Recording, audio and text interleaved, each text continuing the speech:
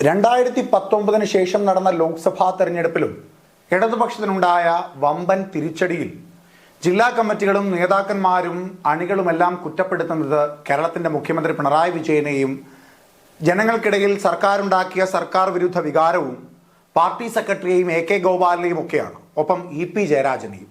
അങ്ങനെ പാർട്ടി പരാജയത്തിലേക്ക് കൂപ്പുകുത്തി വീണതിൽ കഴിഞ്ഞ തവണത്തെ പോലെ തരംഗത്തെയല്ല കേന്ദ്ര കമ്മിറ്റികൾ കൂട്ടുപിടിക്കുന്നത്. പകരം സംസ്ഥാനം ഭരിക്കുന്ന പിണറായി വിജയനും AK ബാലനും ഒപ്പം ഗോവിന്ദൻ മാഷ് അടക്കമുള്ള നേതൃനിരയ്ക്കും സർക്കാർ വിരുദ്ധ വികാരമുണ്ടാക്കിയ സർക്കാർ നയങ്ങൾക്കുമെതിരെയാണ്. പാർട്ടി നേതൃത്വവും പാർട്ടി അണികളും പാർട്ടിക്ക് പുറത്തുനിന്ന് പാർട്ടിയെ വീക്ഷിക്കുന്നവരുമെല്ലാം ഒറ്റ സ്വരത്തിൽ പറയുന്ന ഒരു കാര്യമുണ്ട്: പാർട്ടിയിൽ അടിമുടി തിരുത്തൽ വേണം. ഒടുവിൽ കേന്ദ്ര കമ്മിറ്റിയും അത് ചെവിക്കൊള്ളുന്നു. പാർട്ടിയിൽ അടിമുടി തിരുത്തൽ വരാൻ പോകുന്നു. പാർട്ടിക്കുണ്ടായ തിരിച്ചടികളെപ്പറ്റി പ്രധാനമായി പഠിച്ചതിന് ശേഷമായിരിക്കും പാർട്ടിയിലെ തിരുത്തലുകൾ ഉണ്ടാകുന്നത്. ആ തിരുത്തലുകൾ എന്തൊക്കെയാകുവാനാണ് സാധ്യത എന്നാണ് പറയുവാൻ പോകുന്നത്. ഇന്ത്യ ഒട്ടാകെ ഉള്ള ഒരു പാർട്ടിയാണ് ഇടതുപക്ഷം. പക്ഷേ ഇന്ത്യയിൽ ഇടതുപക്ഷം ഭരിക്കുന്ന ഏക സംസ്ഥാനം കേരളമാണ്. ആ കേരളം കൂടി കൈവിട്ടു പോയി കഴിഞ്ഞാൽ പിന്നെ അധികാരത്തിലുള്ള സംസ്ഥാനങ്ങൾ ഇല്ലാതെയാകും ഇടതുപക്ഷത്തിന്. അതുകൊണ്ട് നിലവിലത്തെ സാഹചര്യത്തിൽ ഇടതുപക്ഷത്തിന്റെ പരാജയവും പാർട്ടിക്കുള്ളിലെ പടലപ്പിണക്കങ്ങളും മുഖ്യമന്ത്രി പിണറായി വിജയന്റെ അടക്കമുള്ള നേതൃനിരയുടെ ധാർഷ്ട്യങ്ങളും ഒക്കെ കാര്യമായ രീതിയിൽ ചർച്ചയാകുവാനുള്ള സാധ്യത ഏറെയാണ്. രണ്ടാമതായുള്ള ഏറ്റവും പ്രധാനപ്പെട്ട കാര്യം, സംസ്ഥാന പാർട്ടിക്കും സർക്കാരിനും പ്രത്യേക മാർഗനിർദ്ദേശങ്ങൾ നൽകും. കൂടാതെ എന്തുകൊണ്ട് BJPയുടെ വോട്ട് വർധനവ് കേരളത്തിൽ ഉണ്ടായി, എങ്ങനെ തൃശൂർ ലോക്സഭാ മണ്ഡലത്തിൽ BJP അക്കൗണ്ട് തുറന്നു, കൂടാതെ മുഖ്യമന്ത്രി അടക്കമുള്ള സംസ്ഥാന നേതാക്കന്മാരുടെ ധാർഷ്ട്യം പരാജയത്തെ എങ്ങനെയൊക്കെ ബാധിച്ചിട്ടുണ്ട്, സർക്കാർ വിരുദ്ധ വികാരം ഏത് തരത്തിലാണ് പ്രവർത്തിച്ചത്, ത്രിപുരയും ബംഗാളും ഒക്കെ ആയി കേരളവും മാറുമോ എന്നതൊക്കെയാണ് പ്രധാന ചർച്ചാ വിഷയങ്ങളായി കേന്ദ്ര കമ്മിറ്റി അടക്കമുള്ള ഇടതുപക്ഷത്തിന്റെ അടിമുടി കമ്മിറ്റികളെല്ലാം ചർച്ചയാക്കുന്നത്. ഇതിനൊടുവിലാണ് എന്താണ് പുതിയ തിരുത്തലുകൾ എന്ന ചർച്ച നടക്കുവാൻ പോകുന്നത്. ഇടതുപക്ഷത്തിന്റെ ഏറ്റവും പ്രധാനപ്പെട്ട നേതാക്കന്മാരിൽ നിന്ന് ലഭിച്ച വിവരങ്ങളുടെ അടിസ്ഥാനത്തിൽ കേന്ദ്ര കമ്മിറ്റിയുടെ നിർദ്ദേശപ്രകാരം സംസ്ഥാന കമ്മിറ്റി വരുത്തുവാൻ പോകുന്ന പ്രധാനപ്പെട്ട 5 തിരുത്തലുകളാണ് ഇനി പറയുവാൻ പോകുന്നത്.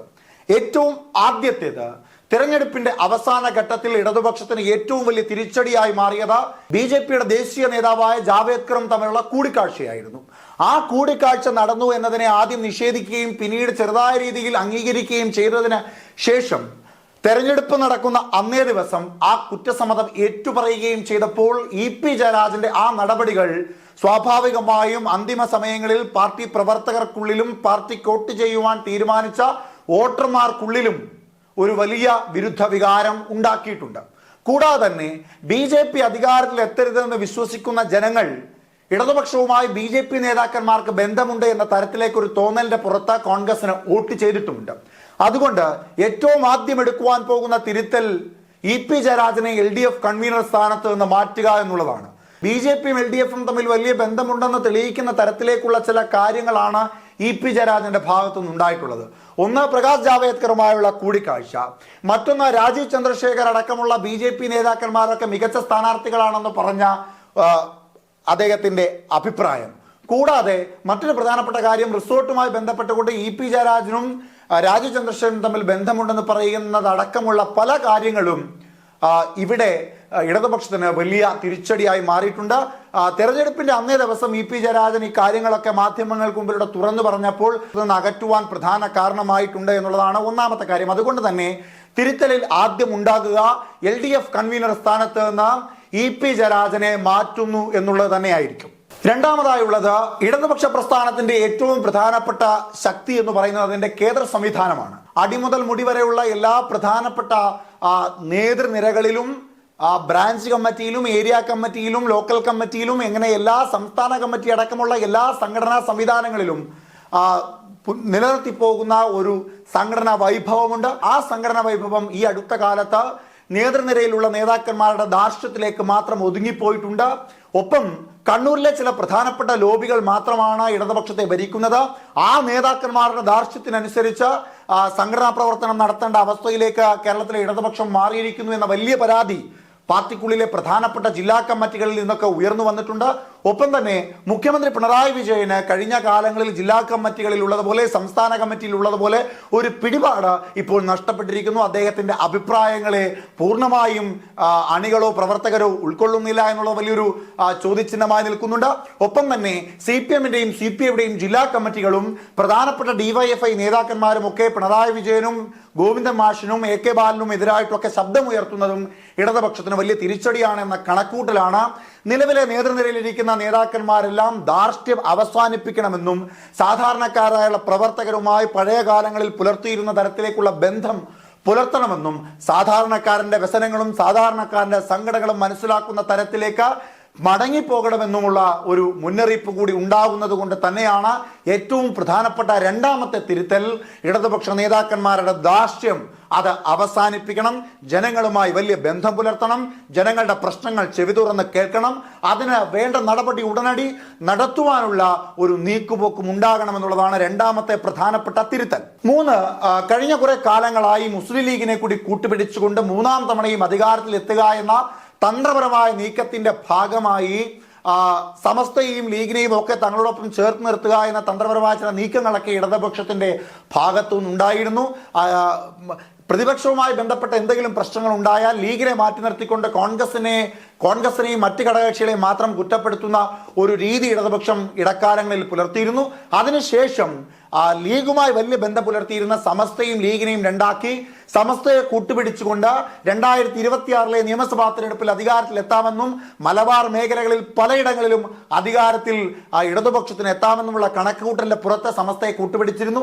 അതിന്റെ ഭാഗമായി പൊന്നാനിയിലും മലപ്പുറത്തുമൊക്കെ സമസ്തയുടെ നേതൃത്വത്തിൽ ഇടതുപക്ഷത്തിലേക്ക് വോട്ടുമറിക്കുവാനുള്ള ശ്രമം നടത്തിയിരുന്നു.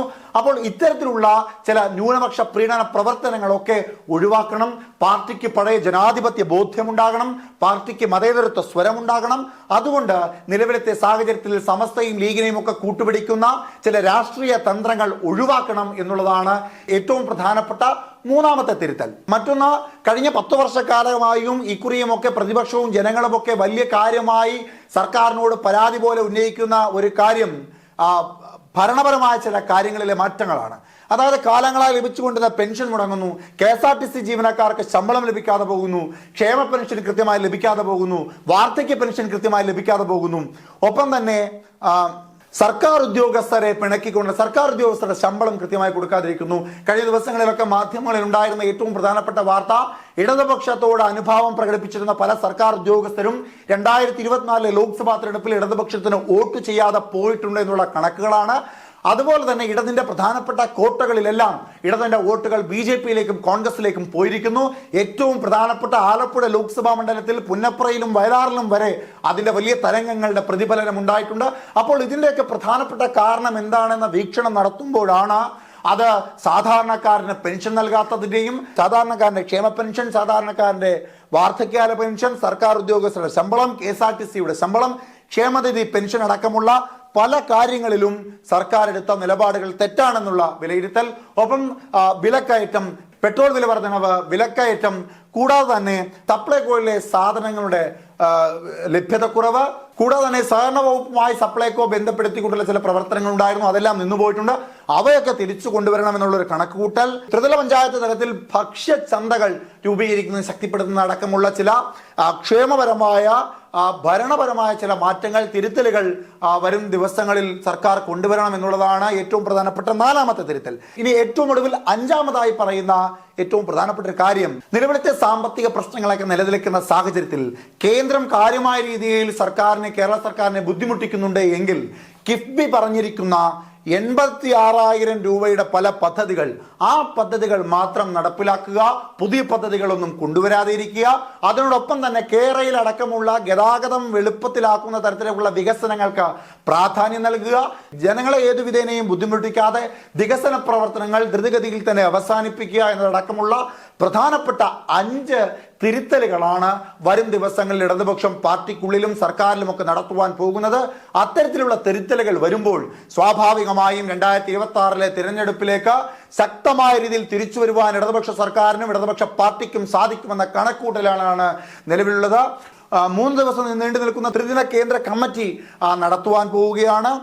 ഇടതുപക്ഷത്തിന്റെ കമ്മിറ്റിയുടെ സ്വഭാവ രീതികൾ, ആദ്യം സംസ്ഥാന കമ്മിറ്റി പ്രശ്നങ്ങളുമായി ബന്ധപ്പെട്ടൊരു പഠനം നടത്തുന്നു. അതിനുശേഷം ജില്ലാ കമ്മിറ്റിയിൽ ആ വിഷയങ്ങളുമായി ബന്ധപ്പെട്ട് പഠനം നടത്തുന്നു. ആ ജില്ലാ കമ്മിറ്റിയിൽ നടത്തുന്ന പ്രശ്നങ്ങളുമായി ബന്ധപ്പെട്ടുള്ള പഠനം മണ്ഡല തലത്തിലുള്ള പ്രശ്നങ്ങൾ മനസ്സിലാക്കിയതിന് ശേഷമായിരിക്കും ജില്ലാ കമ്മിറ്റിയിൽ അത്തരത്തിലൊരു പഠനം നടത്തുക. അതിനുശേഷം കേന്ദ്ര കമ്മിറ്റി, ലോക്കൽ കമ്മിറ്റി നേതാക്കന്മാരെ വിളിച്ചു കൂട്ടിക്കൊണ്ടുള്ള ഒരു കമ്മിറ്റി ഉണ്ടാകും. അതിനുശേഷം area committee, local committee, booth committee, അങ്ങനെ താഴെ തട്ടിൽ നിന്നുള്ള കമ്മിറ്റികളുടെ എല്ലാം വിശകലനത്തിന് ശേഷം സംസ്ഥാന കമ്മിറ്റി വീണ്ടും ഒന്ന് കൂടിച്ചേരും. അന്നെടുക്കുന്ന തീരുമാനം അന്തിമ തീരുമാനമായിരിക്കും.